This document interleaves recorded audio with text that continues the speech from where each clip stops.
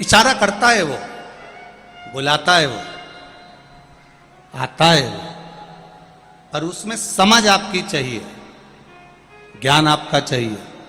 आए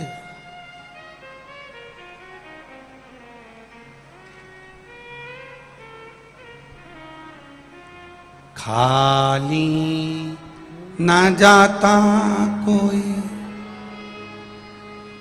दर से तुम्हारे, खाली ना जाता कोई दर से तुम्हारे, मैं भी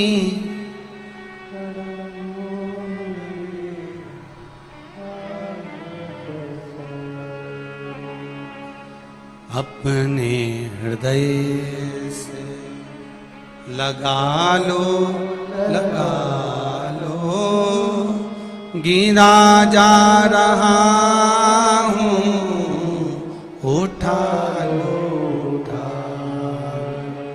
प्रभु अपने दर से अब तो न टालो, गिरा जा रहा हूँ, उठा लो, उठा। भगवान से प्रार्थना करो, दिल से करो, आराधना करो, निवेदन करो। जब उससे कहोगे, दिल से कहोगे, वो दिल से सुनेगा।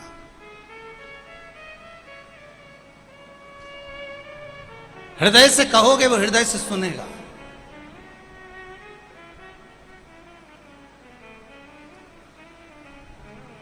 महाराज बस जब वो इशारा करे तब आपको समझना है, मेरा भोलेनाथ कभी तुम्हारे सामने नहीं आएगा, मेरा ओगड़दानी, मेरा त्रिकालदर्शी, मेरा कैलाशी, मेरा अविनाशी, मेरा शिव तुम्हारे पास कभी नहीं आएगा। पर किसी ना किसी रूप में, किसी ना किसी के रूप में, कोई ना कोई के रूप में वो तुम्हारे पास आकर खड़ा हो जाएगा। किसी ना किसी रूप में वो तुम्हारे पास में आकर खड़ा होगा। उस समय आपको केवल जानना है कि मेरा महादेव नहीं आया, पर मेरा महादेव किसी को भेजा जरूर। मेरा महादेव नहीं आया है, पर मेरा महादेव किसी को भेजा जरूर है। उस समय हमको पहचान, उस समय हमको जान।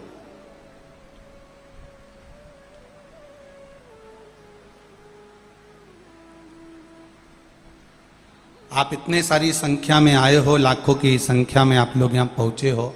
आपके स्मरण में होगा, घर पर 10 मिनट बैठकर देखना और 10 मिनट किसी शिवालय में, जहां शंकर का शिवलिंग हो, जहां शिव जी की आराधना होती हो, जहां शंकर भगवान विराजमान हो, वहां उस शिवालय में 10 मिनट बैठकर देखना।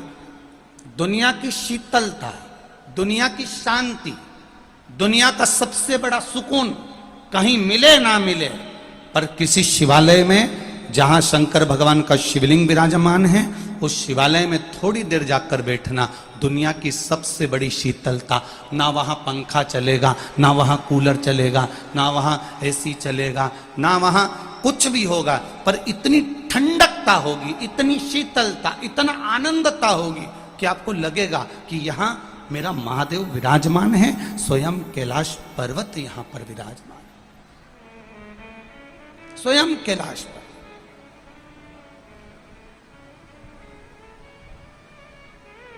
शिव कथा कह रही है।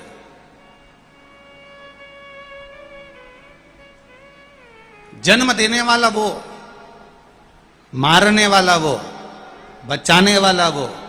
जैसे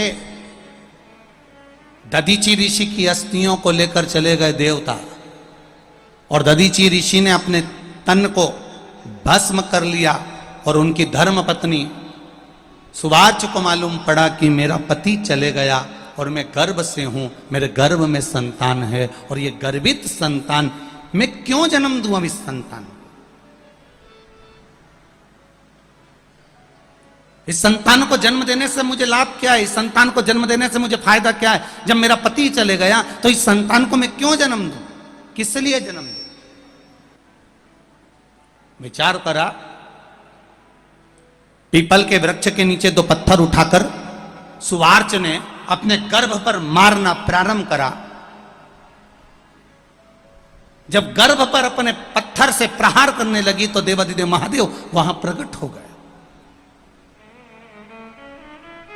क्या कर रही हो सुवार्च, क्या कर रही हो यार, अपने गर्भ को समाप्त कर रही हो।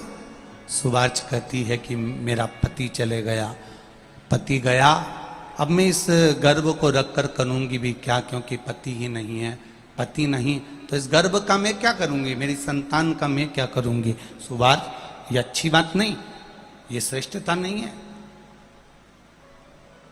गर्भित नारी के गर्भ में जो बच्चा है उसको पूर्ण तरह से जन्म देना एक नारी का कर्तव्य है। मेरा पति चले गया तो मैं क्या करूंगी जन्म देकर।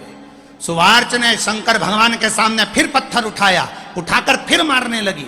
शिव जी ने कहा, रुक सुवार्च, ये क्या कर रही है तू,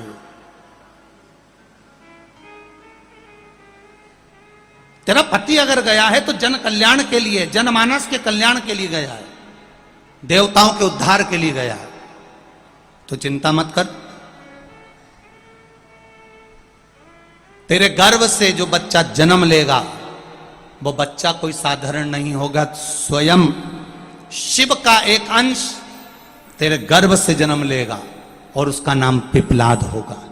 तू क्यों साधारण सी नारी बनकर रहती है, क्यों। कई माताएं कहती हैं कि हमारे यहाँ हमने किसी से पूछा था तो किसी गुरुजी ने बताया था कि गर्भवती नारी को शंकर जी के मंदिर नहीं जाना चाहिए। फिर कोई माता जी ने लिखकर भेजा कि कोई, हमने किसी के मुंह से सुना था कि जिसका गर्भ ठहर जाता है गर्भवती नारी को शंकर जी के मंदिर नहीं जाना चाहिए, शिव जी पे जल नहीं चढ़ाना चाहिए, शंकर जी की पूजन नहीं करना चाहिए, शिवलिंग का स्पर्श नहीं करना चाहिए।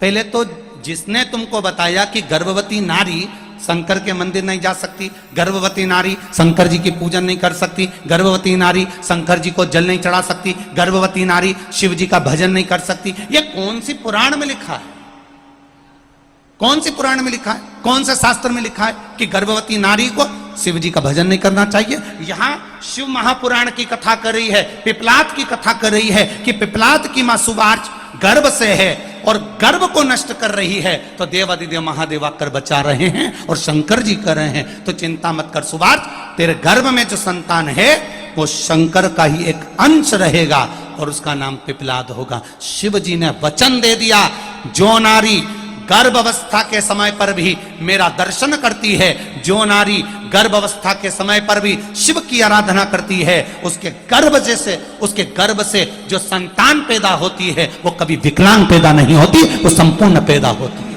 ये शिव आराधना का फल। वो मंदबुद्धि नहीं होगा, वो शरीर से विकलांग नहीं होगा, वो कष्टप्रद नहीं होगा।